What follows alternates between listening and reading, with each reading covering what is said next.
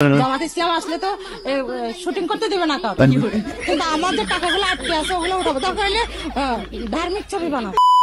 Alright, তো আজকে আমরা করবো মিমস রিভিউ। তো চলুন বেশি কথা না বাড়িয়ে বর্তমান সময় ট্রেন্ডিং কিছু মিমস দেখি। আগে শোনেন, আমার একটা কথা জোর করে দিয়ে সাইদ আব্দুল্লাহ, আপনি এটি নামান প্লিজ। সৈয়দ আব্দুল্লাহ, আপনাকে এটি নামাতে হবে। মানে আরতিক মজুমদার আসলে ঠান্ডা মাথায় কিভাবে বাস দিতে হয় সেটা আমাদের সাইদ আব্দুল্লাহ ভাইয়ের কাছে শিখতে হবে, বুঝছেন? এখন ইও ঠান্ডা মাথায় বাস।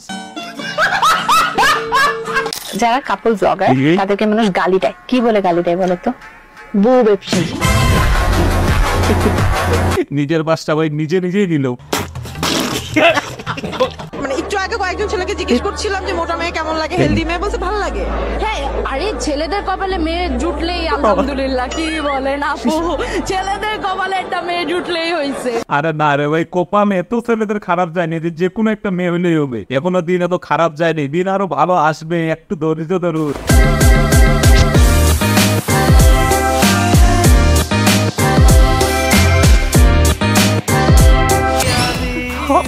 ও ভাই ভাই সাবধান, মেয়েদের কাছ থেকে সাবধান ভাই। কিছুক্ষণ আগে সে কিরকম ছিল, সেকেন্ড সে কিরকম হয়ে গেল ভাই। বিয়ে করার আগে সাবধান, ঠিক আছে? বিয়ে করার আগে যখন মেয়েকে দেখতে যাবেন অবশ্যই মুখটা একটু ধুয়ে দিবেন, নাহলে ভাই এরকম কান্দে পড়বেন। দেশের সবচেয়ে বিখ্যাত হোটেলের নামও ছিল হাদিয়ে, হাদিদের ভাতের হোটেল।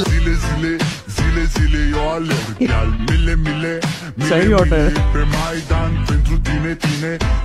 কিন্তু ভাই আপনারা কাজটা ঠিক করে নেন ভাই। বিখ্যাত এই হোটেলটারে ভাই আপনারা একদম গায়েব করে দিলেন। আপনারা এইভাবে শেখ হাসিনার তারাই নেন। শেখ হাসিনা যদি থাকতো এরকম বিখ্যাত একটা হোটেলও থাকতো। এখন তো ভাই হোটেলও খুঁজে পাওয়া যায় না, হোটেলের মালিকদেরও খুঁজে পাওয়া যায় না। জীবনে সফল হতে গেলে কি করতে হয়? প্রচুর মেহনত করতে হয় আর মানুষের প্রচুর কথা হজম। এখন মানুষ বলে যে কাপল ব্লগ করতে হয়।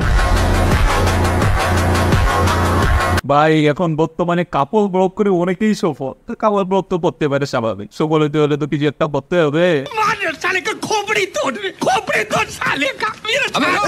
জামাত মনে হয় মুসলিমদের একটা ওর তো ভালো, কিন্তু জামাত ইসলাম আসলে তো শুটিং করতে দেবে না কাউকে, কিন্তু আমাদের টাকাগুলো আটকে আছে, ওগুলো উঠাবো, দরকার হলে ধার্মিক ছবি বানাবো। বানাবে, তাও সে শুটিং করবে ভাই।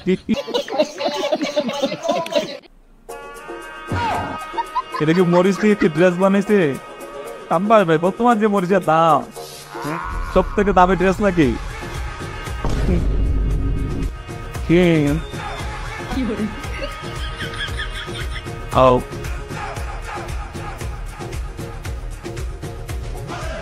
দেখে মনে হচ্ছে সে ইলেকশনে দাঁড়াইছে, আর যেভাবে হাত এমনি টাটা করে।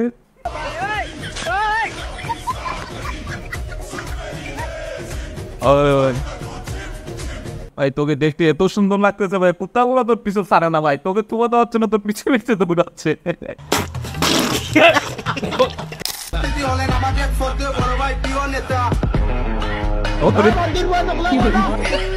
প্রিয় নেতা এখন চোখ বাঁচতেছে ভাই, কি অবস্থা বর্তমানে।